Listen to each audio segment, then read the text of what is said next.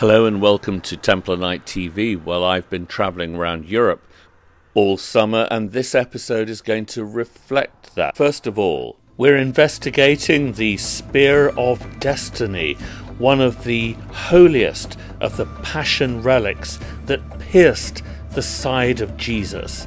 Did it exist? Does it have magical powers? And is it cursed? Then we're off to Portugal to visit a church where the Templar Grand Masters of that country are buried, Santa Maria Olival. It's a mysterious place with many secrets to yield. And finally, we're going to be looking at what I've been up to on TV, my appearances on William Shatner's The Unexplained. So first of all, let's go and look at the Spear of Destiny.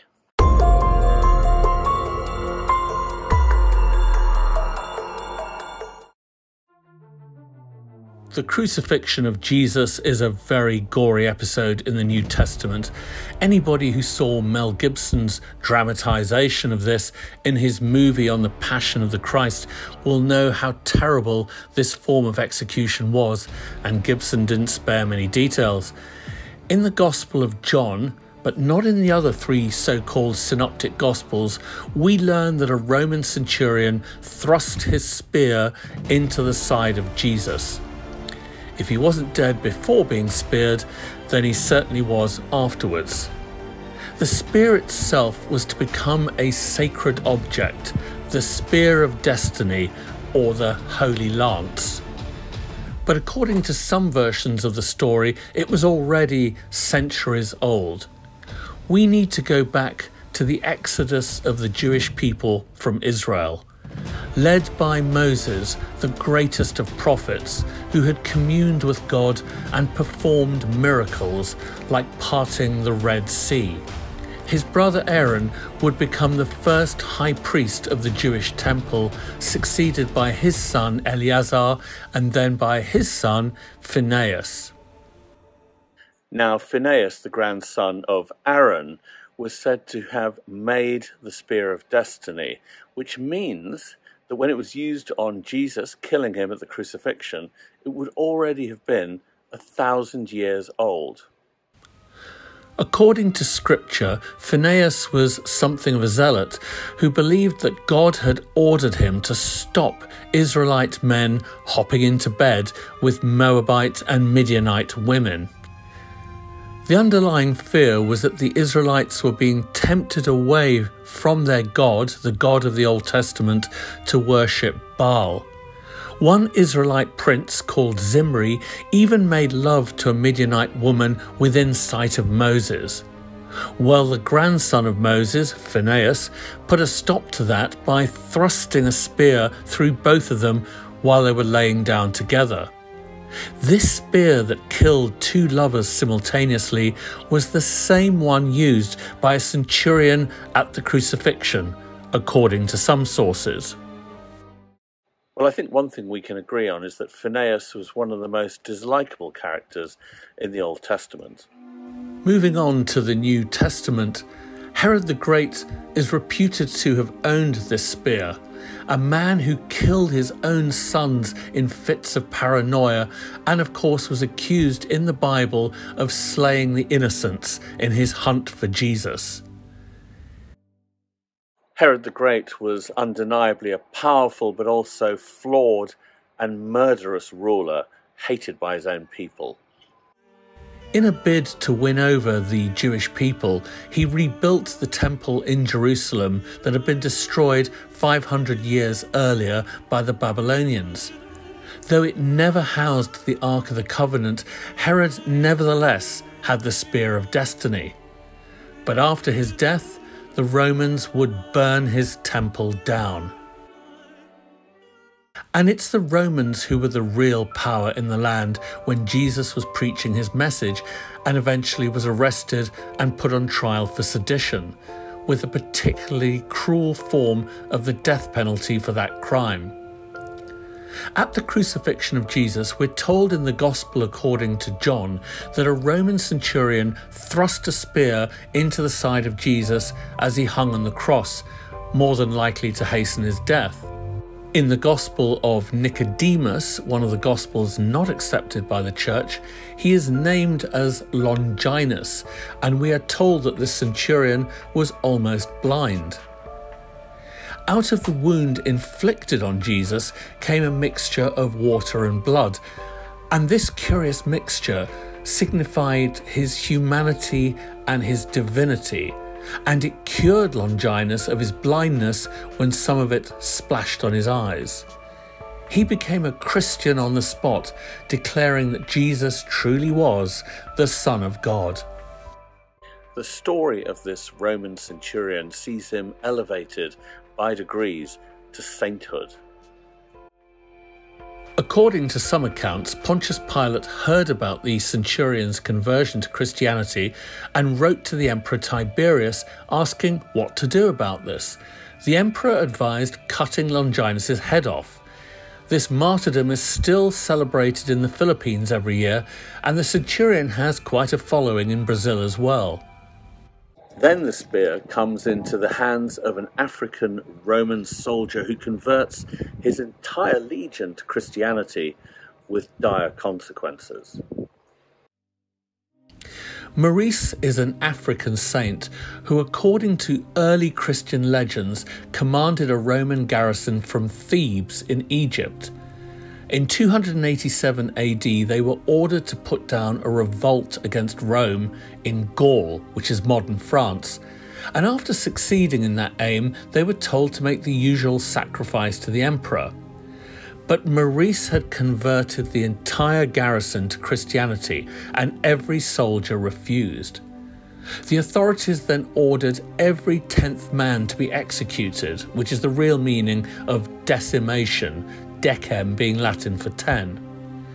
But the soldiers wouldn't back down, and after one decimation after another, the whole garrison, numbered in some accounts at 6,666, was killed. Where does the spear go next? Well, the list of claimed owners includes the first Christian Roman Emperor Constantine, Alaric the Goth, who sacked Rome in 410 AD, Attila the Hun, mortal enemy of Rome, the Emperor Justinian, who ruled the Byzantine Empire at its height, but shortly before its fall. Justinian then sends it to Jerusalem, which is later sacked by the Persians. Somehow it arrives in England, where it's taken into battle by King Athelstan, who defeats invading Vikings. During the so-called Dark Ages, the new owner of the Spear of Destiny is the Emperor Charlemagne. In the late 700s and early 800s AD, Charlemagne set out to build an empire to rival the long-gone Romans, always taking that spear into battle. He united a huge chunk of Europe and instituted what would become the Holy Roman Empire. The Pope even crowned him emperor in recognition of his achievements. But the story goes that he dropped the spear accidentally and died shortly afterwards. The myth of the spear's power grows, and maybe it's little wonder that it ends up in the crown jewels of the Holy Roman Empire. The Holy Roman Empire lasts about 1,000 years, and the Spear of Destiny is part of the imperial crown jewels moved from Prague to Nuremberg in the 15th century. Unless you believe a parallel story that it was in Constantinople all the time, capital of the Byzantine Empire, when that city was then overrun by the Ottoman Turks in 1453, who then sent it to the Vatican for diplomatic reasons, and the popes then hid it away. But we'll stick with the Holy Roman Empire having it. And by the early 19th century, the Holy Roman Empire was being attacked by Napoleon Bonaparte in his bid to rule Europe as a new emperor. Fearful that the Spear of Destiny could fall into Napoleon's hands, it was moved from Nuremberg to Vienna in 1796. So Napoleon is thwarted in his plan to seize the spear, but the Holy Roman Empire does not survive his invasion, and from a new Europe, Germany emerges. The spear remains in the capital of what is now the Austro-Hungarian Empire. As to the north, Germany emerges as a new unified country. In 1912, a young Austrian visits the Hofburg Palace to see the spear. His name is Adolf Hitler, and he dreams of all Germans being united in a racially determined Third Reich. So is it possible that, as a young man, Hitler saw the spear in Vienna and coveted it for decades? In 1971, the book Spear of Destiny by Trevor Ravenscroft popularised the theory that Hitler started World War II to get his hands on the spear. And Ravenscroft made the bizarre inference that this sacred weapon is actually controlled by the Antichrist. When Hitler took Austria in 1938, the Spear of Destiny was relocated back to Nuremberg. Hitler hoped that his Third Reich would last as long as the 1,000 years of the Holy Roman Empire, but it was not to be. American troops recovered the spear at the end of World War II, though some argue that what they got was a fake replica. In 1978, author James Herbert wrote a thriller about a neo-Nazi group in the United Kingdom trying to resurrect Himmler using the spear. Ravenscroft sued Herbert in one of those odd court cases reminiscent of the authors of the 1980s Templar conspiracy blockbuster Holy Blood, Holy Grail, suing Dan Brown over the Da Vinci Code. Today the spear is back in Vienna. The only question that remains to be answered is, was this object really present at the crucifixion? Modern testing of the Vienna Spear of Destiny has suggested a date of origin in the 7th century after Christ, although a nail embedded in the spear could be Roman. Now, might that be a nail from the crucifixion? And of course there are other claimed lances, like this one in Armenia, another one in Antioch, one in Krakow in Poland, plus of course the Vatican spear, which is hidden from view. If the spear truly exists, then it's been on quite a journey since that momentous and tragic day 2,000 years ago. Well, that was the Spear of Destiny, reporting to you from the Dordogne in France, which I'm still in here at this very moment. But now I'm going to take you to Portugal, which I visited in August, to look at a church which contains the bodies of the Templar Grand Masters of Portugal.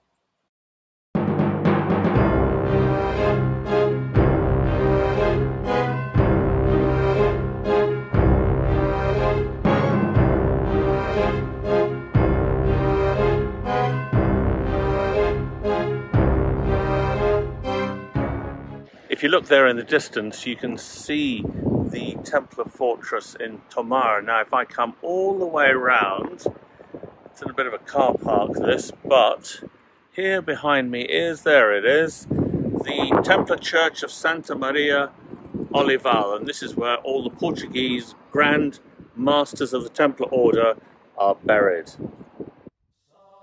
Even the steps leading into this 800-year-old church are said to be significant in terms of their number. Up above, there's a pentagram. Now, this sometimes surprises visitors with its occult associations, but it's found in many Templar churches. Catholics will tell you that it represents the 5 wounds of Jesus Christ. Some, however, see an association with Baphomet, the demon that the Templars were accused of worshipping at their trial, often portrayed as a goat-like creature with a pentagram on its head. Beneath the floor of the church, obscured in many places by pews, are the Grand Masters of the Knights Templar in Portugal, as well as the Knights of the Order of Christ. This was an order set up after the Templars were crushed in 1307. The first Templar Grand Master in Portugal, Gualdim Paes, is buried here, along with other illustrious Portuguese Templars such as Lourenço Martins and Dom Gil Martins. This skull is said to have been brought to the church by Gueldin Page from his time on crusade in the Holy Land, and it's believed to be that of a saint. In the 15th century, the church was designated as the so-called Mother Church of every other church built by the Portuguese all over the world during the Age of Discoveries, from Brazil to Macau. There's plenty of conspiracy theories about the place behind me here, that there are secret tunnels linking it to the fortress up on the hill, the Church of Santa Iria, the Church of John the Baptist. I have to say that the idea of secret tunnels linking this here to the fortress up on the hill, because that's quite a distance and through a lot of bedrock, just seems slightly fanciful. But look, I'm not going to rule it out.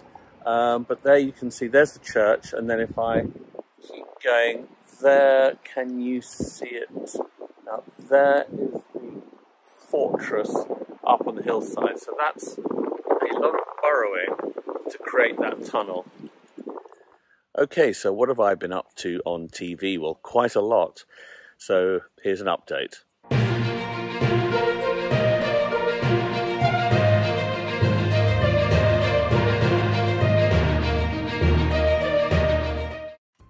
I've been appearing in many episodes of the amazing series The Unexplained with William Shatner broadcasting on history.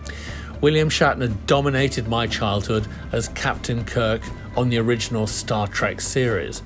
Now he's investigating the world's greatest mysteries, and you'll see me pop up repeatedly, so stay tuned for that. I've now done 4 seasons of Strange Evidence on Discovery, and it gets better every time, looking into phenomena picked up on camera that defy explanation.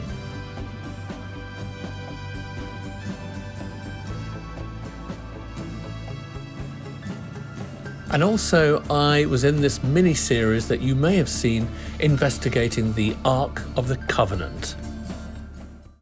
Well, I hope you've enjoyed this edition of Templar Night TV from various places in Europe.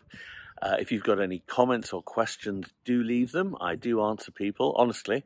And so until next time, thank you for watching, and non nobis domine.